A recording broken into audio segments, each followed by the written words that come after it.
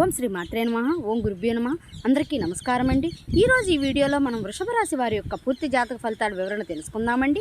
August 7వ తేదీ ఈ రాశి వారికి, ఇంకా ఈ రాశి వారు ఎవరైనా కానీ మన ఛానల్ను కొత్తగా చూస్తున్న వారు ఉంటే సబ్స్క్రైబ్ చేసుకుని వాళ్ళను దయచేసి సబ్స్క్రైబ్ చేసుకుని ఈ వీడియో మీకు నచ్చినట్లయితే లైక్ చేసి మాకు సపోర్ట్ చేయటం మాత్రం మర్చిపోకండి. మరి ఈ రోజున జరిగేటువంటి ప్రధానమైన అంశాల గురించి తెలుసుకుందామండి. అయితే అంతకన్నా ముందుగా, జీవితంలో ప్రతి ఒక్కరికి ఎన్నో సమస్యలు, చెప్పుకోలేని బాధలు ఉంటాయి. ఇక ఎక్కడెక్కడ జ్యోతిష్యం చెప్పించుకొని కూడా మీరు ఉంటారు. అయినా కూడా సరైనటువంటి రిజల్ట్ రాక బాధపడుతూ కూర్చున్నారా? అయితే ఒక్కసారి గురువు గారిని మీరు సంప్రదించండి. శ్రీ కాళికాదేవి జ్యోతిష్యాలయం. ముఖం చూసి లేదా చేయి చూసి ఫోన్ ద్వారా జాతకం చెప్పటం వీరి ప్రత్యేకత. గురూజీ శివరామదాసు స్వామి గారు పురుష వశీకరణ చేయబడును. వ్యాపారం, చదువు, ఉద్యోగం, పిల్లల జ్ఞాపక శక్తి తగ్గటం, రాజకీయం, ప్రేమ, పెండ్లి, సంతానం, భార్యాభర్తల మధ్య కలహాలు, కుటుంబ సమస్యలు, ఆరోగ్య సమస్యలు, ప్రమోషన్, విదేశీ ప్రయాణాలు, లక్ష్మీ శాంతి, మనశ్శాంతి, భూమి విభేదాలు, కోర్టు సమస్యలు, ఆర్థిక ఇబ్బంది, కళ్యాణం దోషం, భయం, చేతబడి నివారణ, చెడు దోషాలు యంత్రాలు కూడా ఇవ్వబడును. అన్ని సమస్యలకు 100% పరిష్కారం కూడా చేయబడును. మీరు సంప్రదించవలసిన మొబైల్ నెంబర్ 7028581667.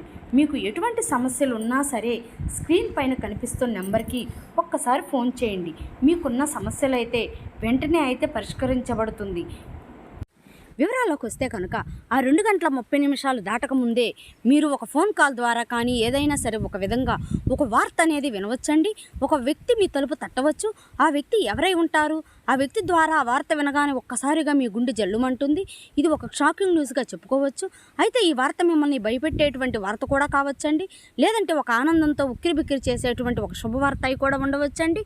మరి అయితే ఈ వీడియో మీ జీవితాన్ని తప్పకుండా మలుపు అయితే తిప్పబోతుందని చెప్పుకోవాలి. కాబట్టి ఈ వీడియోని మీరు ఎక్కడా కూడా స్కిప్ చేయకుండా చివరి వరకు చూస్తేనే మీకు అప్పుడు ప్రతి ఒక్క చిన్న విషయం కూడా క్లారిటీగా మీకు అర్థమవుతుందండి. ఇక సాధారణంగా ఏమిటంటే, ఈ రాశివారు చాలా అంటే చాలా తెలివిగా ఉంటారు. చాలా గొప్ప తెలివితేటలు కలిగిన వారై ఉంటారండి. అలాగే మంచి దూరదృష్టి కలిగిన వారు అని కూడా చెప్పుకోవచ్చండి. అలాగే మీకు ఏదైనా ఒక విషయం జరిగే ముందు ఒక రకమైనటువంటి సూచన, అంటే ఇది అంతర్బోధ లాంటిది జరుగుతుంది, ఇలా జరుగుతుందని చెప్పేసి మీ మనసు కనిపిస్తూ ఉంటుంది. కానీ ఈ మధ్యకాలంలో మీ మనసు ముద్దుపారిపోయినట్లుగా మీకు కూడా అనిపిస్తుంది కదా. అంటే మీరు అనుకున్నవి ఏది కూడా పూర్తిగా వర్కౌట్ కావడం లేదండి. గత కొన్ని రోజులుగా ఎదుటివారు కూడా మిమ్మల్ని అర్థం చేసుకోవటం లేదు అనేటువంటి బాధగా, అది కూడా మీలో ఒక వంతు బాధగా ఉంది. మరి అయితే మీ గుండె లోతుల్లో ఏదో ఒక అద్భుతం అనేది జరగబోతుందని చెప్పేసి మీరు మాత్రం మనసులో పూర్తిగా ఏదో ఒక విషయంలో నమ్ముతూనే ఉంటారు. అయినప్పటికీ గత కొన్ని సంవత్సరాలుగా మీరు ఒక గందరగోళమైనటువంటి పరిస్థితులు అనేది చిక్కుకున్నారని చెప్పాలండి. ముఖ్యంగా ఒక ఆర్థిక పరమైనటువంటి విషయంలో కావచ్చు, లేదంటే ఒక డాక్యుమెంట్స్ విషయంలో కావచ్చు, లేదా భూమి విషయంలో కావచ్చు, ఇలా మీరు ఎదురు చూపులు చూస్తూ ఉన్నారు. అసలు ఇది జరుగుతుందా లేదా అని చెప్పేసి ఒక రకమైనటువంటి సంఘటనతో సందిగ్ధంలో మీరు కొట్టుమిట్టాడుతున్నటువంటి పరిస్థితులు కూడా కనిపిస్తూ ఉన్నాయండి. మరైతే మీరు బాగా నమ్మినటువంటి కొంతమంది వ్యక్తులు కూడా మీకు మీ మీద నెగిటివ్ సమాచారం అనేది చేస్తూ ఉండటం అయితే, రేపటి రోజున మీకు మధ్యాహ్నం మీ టెన్షన్స్ కానీ, లేదంటే తరువాత జరగబోయేటువంటి అంశం గురించి కానీ తెలుసుకునేటువంటి ఇది మీకు చాలా చాలా ప్రత్యేకంగా మీ జీవితంలో ఉండబోతుంది. ఇప్పుడు అసలు విషయానికి వస్తే కనుక, రేపటి రోజున మధ్యాహ్నం 2:30 లోపు మీకైతే ఒక వార్త అయితే అందుతుందండి. ఆ వార్త ఏమిటంటే కనుక, ఆ వార్త మీ జీవితాన్ని ఎన్నో మలుపులు తిప్పుతుంది. అంటే దీని గురించి మీరు ఎప్పుడూ ఆశలు వదులుకున్నటువంటి ఒక పాత విషయం గురించి ఆ చర్చ అనేది కావచ్చు. అది ఏమిటంటే, మీ ఆస్తి తగాదాలు ఏదైనా ఇలా దానికి సంబంధించి మీ యొక్క విజయానికి కారణం కావచ్చు. లేదా ఎంతో కాలంగా మీరు ఎదురు చూస్తున్నటువంటి ఒక విదేశీ ప్రయాణం అయ్యి ఉండవచ్చు. ఇంకా లేదంటే ఒక భారీ మొత్తం ఒక అమౌంట్ అనేది మీ అకౌంట్లో పడటం, దాని గురించి అయ్యి ఉండవచ్చు. మరి మీకు రేపటి రోజున ఆ సమయంలో మీకు ఒక శుభ పరిణామం అని చెప్పుకోవచ్చండి. అందులో కూడా ఒక ట్విస్ట్ ఉంటుందండి. ఆ వార్త వినగానే మీకు నేరుగా అయితే ఆ వార్త ఏమీ రాదండి. ఏదైనా ఒక వ్యక్తి ద్వారా హఠాత్తుగా ఆ వార్త అనేది మిమ్మల్ని చేరుకుంటుంది. మీ గుండె ఎందుకు జల్లుమంటుందంటే, ఆ వార్త వినగానే మీ గుండె జల్లుమనడానికి 2 రకాలైనటువంటి కారణాలు అయితే లేకపోలేదండి. మొదటిది ఏమిటంటే, నమ్మలేనటువంటి ఒక నిజం. అంటే ఇది మనకి సాధ్యం కాదు కదా అని పూర్తిగా ఫిక్స్ అయిపోయినటువంటి ఒక నిజం. కానీ ఆ వార్త వినగానే అది సాధ్యమైపోయినా అని తెలుసుకోగానే మీ యొక్క మెదడు మొద్దుబారిపోయినట్టుగా అయిపోతుంది. అంటే మీరు చాలా ఆశ్చర్యపోతారన్నమాట. ఆ షాకింగ్ న్యూస్ వల్ల వచ్చేటువంటి ఎమోషన్ ఏదైతే ఉందో అది మీ గుండెను తాకుతుంది. ఇక ఆ వార్తతో పాటుగా ఒక పాత వ్యక్తి పేరు కూడా మీకు రేపటి రోజున బయటకు వస్తుంది. అతను లేదంటే ఆమె మరలా వారు మీ జీవితంలోకి రావడం అనేది జరుగుతుందన్నమాట. వారు వచ్చారా అనేటువంటి ఒక షాకింగ్ అనేది మీలో కలుగుతుందండి. ఇది ఆనందము, భయము రెండు కలగలిపోయినటువంటి ఒక రకమైనటువంటి ఒక గొప్ప అనుభూతిలాగా మీకు అనిపిస్తుంది. ఈ అనుభూతి కారణంగా మీకు ఊహించని విధంగా వచ్చేటువంటి ఆ ఒక్క వార్త కారణంగా మీరు ఒక్కసారిగా ఆశ్చర్యపోయేటువంటి అవకాశాలు కూడా చాలా అంటే చాలా ఎక్కువగా కనిపిస్తున్నాయండి.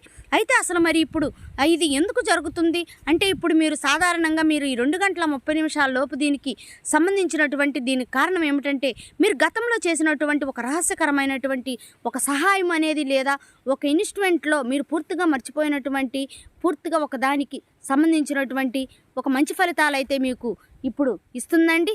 మీ వెనక ఎవరో మీకు తెలియకుండానే ఈ పని అనేది పూర్తి చేస్తారు. ఎవరు చేసి ఉంటారు అని చెప్పుకోవాలంటే మాత్రం ఆ భగవంతుడే చేశారని చెప్పుకోవాలి. అంటే ఈ రోజున కొంతమంది వ్యక్తులు నిజాన్ని బయటపెట్టాలి అని నిర్ణయించుకుని ఉంటారు.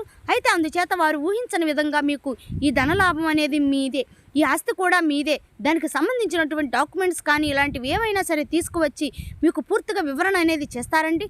వీటన్నిటిని చూసుకుంటే కొంచెం రెస్ట్ తీసుకునేటువంటి ప్రశాంతకరమైనటువంటి రోజని చెప్పుకోవచ్చు. ఊహించని విధంగా వారు చెప్పటం వల్ల మీకు కొంచెం ఆశ్చర్యకరంగా అనిపిస్తుంది. అయితే దీనికి మరొక రీజన్ కూడా ఉందండి. గ్రహస్థితి పరంగా చూసుకున్నట్లయితే కనుక మీకు ఈ రోజున శని ప్రభావం అనేది కొంచెం తక్కువగానే కనిపిస్తుంది. అలాగే ఈ రోజున మీకు శని భగవానుడు మంచి అవకాశాలను కూడా ఇవ్వబోతున్నాడండి. రాహువుల యొక్క సంచారం గురు దృష్టి మీ యొక్క రాశి యొక్క పైన కూడా పడిందండి. కాబట్టి ఈ 2 గంటల 30 నిమిషాలు అనేది ఈ రాశి వారికి ఒక ముహూర్తం లాంటిది అన్నమాట. మరి ఈ సమయంలో గ్రహాల యొక్క కలయిక వలన మీకు ఆశ్చర్యకరమైనటువంటి ధనలాభం కానీ లేదంటే ఒక ముఖ్యమైనటువంటి కీలకమైనటువంటి వార్త వచ్చేటువంటి అవకాశం, అది కూడా ఆ వార్త నుంచి వచ్చేటువంటి ఒక లాభం మీకు అన్ని రకాలుగా చాలా అంటే చాలా ఆశ్చర్యకరమైన విషయాలు అయితే కలిగిస్తాయండి. అయితే ముఖ్యంగా దీనివల్ల ఏమిటంటే, మీరు మీ జీవితంలో ప్రధానంగా చూసుకున్నట్లయితే రేపటి రోజున మీకు ఉన్నటువంటి కొన్ని పెద్ద టెన్షన్స్ అన్నీ తగ్గుతాయండి. సమాజంలో గౌరవ ప్రతిష్టలు కూడా పెరుగుతాయి. ఆ వార్త వినగానే మీరు ముందు ఎమోషనల్ అయిపోతారు. కానీ ఆ సమయంలో మీరు తప్పు నిర్ణయాలు తీసుకునే అవకాశాలు కూడా కనిపిస్తాయండి. అంటే అలాగే ఏదైనా మీరు కొంచెం అంటే మీకు బీపీ అనారోగ్య సమస్యలు ఉన్నవారు కూడా ఆవేశపడిపోయి తొందరపడి నిర్ణయాలు తీసుకోకుండా కొంచెం ప్రశాంతంగా నిర్ణయాలు తీసుకోవటం, సమర్థవంతంగా ఎదుర్కొనేటువంటి ప్రయత్నం అనేది చేయాలండి. అటువంటి శక్తి ఉన్నప్పుడు ఏ విధంగా కూడా మనం భయపడాల్సిన అవసరం అయితే లేదండి. ప్రతి ఒక్క మనిషి విషయంలోనూ కూడా శుభవార్తలు అశుభవార్తలు సాధారణం.